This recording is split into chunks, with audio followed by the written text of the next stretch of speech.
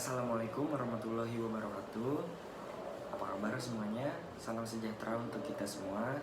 Perkenalkan, nama saya Septian Rizky Afianto. Saya mahasiswa Fakultas Ilmu Komunikasi dari Universitas Persada Indonesia YAI. Pada kesempatan ini saya ingin menceritakan sedikit tentang kisah dari Nabi Ibrahim dan Nabi Ismail. Karena kita baru saja merayakan Hari Raya Idul Adha untuk yang beragama Muslim. Dan Idul Adha identik dengan berkurban sapi, kambing, dan juga domba. Kisah ini bermula dari Nabi Ibrahim yang telah lama menikah dengan Siti Sarah. Bertahun-tahun menikah, belum juga dikaruniai seorang putra dan putri. Lalu singkat ceritanya, Siti Sarah atau istri dari Nabi Ibrahim memperbolehkan dan mempersilahkan Nabi Ibrahim untuk menikah lagi. Lalu Nabi Ibrahim pun mengiyakan untuk menikah lagi. Siapa? Menikah lagi dengan siapa? Yaitu menikah lagi dengan Siti Hajar, yang notabene adalah asisten rumah tangga atau pembantu dari keluarga Nabi Ibrahim. Dari pernikahannya dengan Hajar, Nabi Ibrahim dikaruniai seorang anak atau seorang putra yang mereka beri nama Ismail. Ismail kecil tumbuh dengan senang, seperti kebanyakan anak pada umumnya, bermain, lincah, aktif. Lalu pada suatu ketika, pada suatu hari, pada tepatnya malam 8 Zulhijjah, ayah dari Ismail, yaitu Nabi Ibrahim, bermimpi. Pada mimpinya itu, ia bermimpi dengan ketemu oleh pembawa pesan dari Allah Subhanahu wa Ta'ala, agar isi pesannya untuk menyembelih putranya yang bernama Ismail. Sontak Nabi Ibrahim pun kaget mendengar isi pesan tersebut yang ada pada dalam mimpinya. Ia tidak percaya, karena apakah benar ini pesan atau ini mimpi adalah perintah langsung dari Allah Subhanahu wa Ta'ala. Lalu ia merenung, setiap malam ia merenung, memikirkan isi pesan tersebut. Lalu pada tepatnya tanggal 9 Zulhijjah, Nabi Ibrahim pun bermimpi untuk yang kedua kalinya. Mimpinya tetap sama, isinya, intinya tetap sama, agar ia rela untuk mengorbankan seorang putranya agar disembelih, karena ini perintah langsung dari Allah Subhanahu wa Ta'ala. Lalu didatangilah Ismail oleh Nabi Ibrahim, yaitu ayahnya, yang kemudian terjadi percakapan kurang lebihnya seperti, "Wahai anakku, aku telah didatangi oleh seseorang pembawa pesan dari Tuhan, dari Allah Subhanahu wa Ta'ala, agar aku diperintahkan untuk menyembelih engkau atau mengkurbankan engkau. Bagaimana pendapatmu, wahai anakku?" Ditanyalah seperti itu. Lalu kemudian dijawab oleh sang anak, yaitu Nabi Ismail alaihissalam, "Wahai ayahku, jika memang isi pesan tersebut berasal dari Allah Subhanahu wa Ta'ala atau perintah langsung dari Allah, maka tunaikanlah perintah tersebut."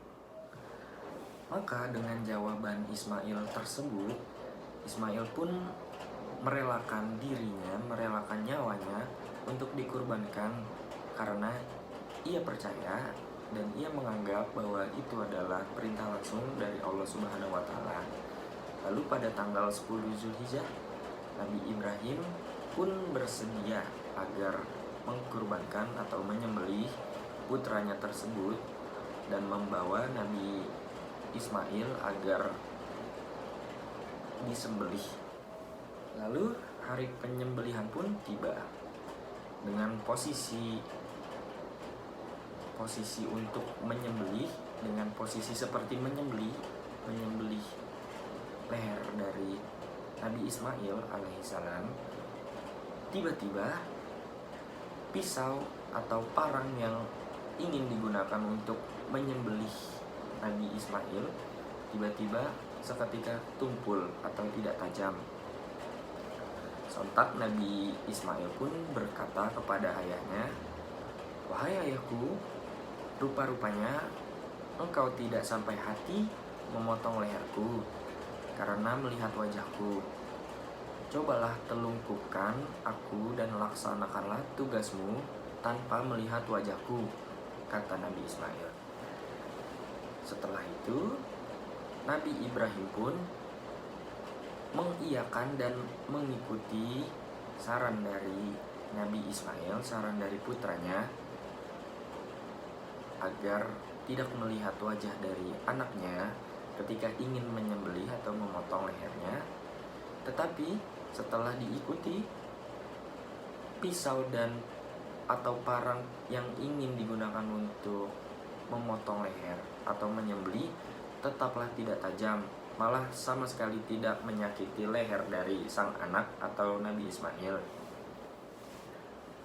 Lalu Nabi Ibrahim pun termenung, diam dan bingung karena ia pun merasa gagal karena tugas yang telah diembannya, tugas yang telah diberikannya kepada dia, kepada Nabi Ibrahim, ia merasa gagal untuk menjalankannya. Padahal ia sudah menjalankannya, tetapi pada pisau atau parang untuk menyembelihnya tiba-tiba saja tidak tajam atau terasa tumpul.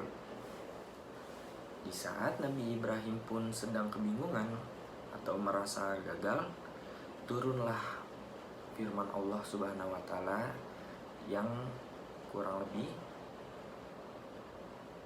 "Hai Ibrahim, sesungguhnya kamu telah membenarkan mimpimu itu.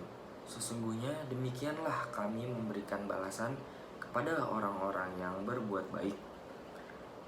Sesungguhnya ini benar-benar suatu ujian yang nyata, dan kami tebus anak itu dengan seekor sembelihan besar." Tidak lama dari turunnya firman Allah Subhanahu wa taala tersebut, digantikanlah sosok anak atau sosok Ismail dengan seekor kambing. Lalu Nabi Ibrahim pun diperintahkan untuk menyembelih kambing tersebut. Dan dari cerita tersebutlah mengapa kita sebagai umat muslim di seluruh dunia diwajibkan untuk berkurban dalam bentuk hewan sapi, kambing ataupun domba. Dan dari cerita tersebutlah kita dapat mengambil pelajaran bahwa sebagaimana kita sangat mencintai atau menyayangi ataupun merasa memiliki sesuatu, tidaklah benar tindakan kita tersebut, karena segala sesuatu yang ada di muka bumi ini itu hanyalah milik Allah Subhanahu wa taala. Dan juga kita dapat meneladani sifat dan perilaku dari sosok Nabi Ibrahim dan Nabi Ismail alaihissalam, karena dengan kesabarannya, ketaatannya, kepatuhannya kepada Allah Subhanahu wa taala, ia langsung digantikan oleh seekor kambing di saat ia mematuhi perintahnya. Mudah-mudahan kita semua pada kesempatan ini dapat mengambil hikmah atau mengambil pelajaran dari kisah seorang Nabi Ibrahim alaihissalam dan juga Nabi Ismail alaihissalam yang rela dikurbankan karena merasa ini adalah perintah langsung oleh Allah Subhanahu wa taala. Sekian cerita atau kisah Nabi Ibrahim dan Nabi Ismail alaihissalam dari saya untuk memenuhi tugas atau kebutuhan ujian akhir semester pada Universitas Persada Indonesia YAI jurusan Fakultas Komunikasi. Kurang dan lebihnya mohon maaf dan mohon dimaklumi. Wassalamualaikum warahmatullahi wabarakatuh.